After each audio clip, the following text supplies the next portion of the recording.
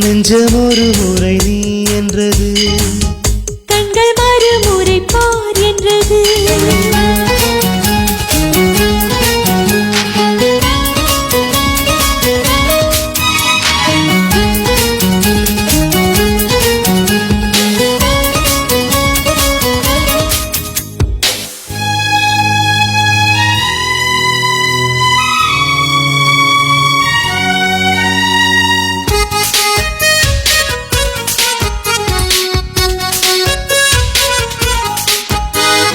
காதல் என்றால் அது பூவின்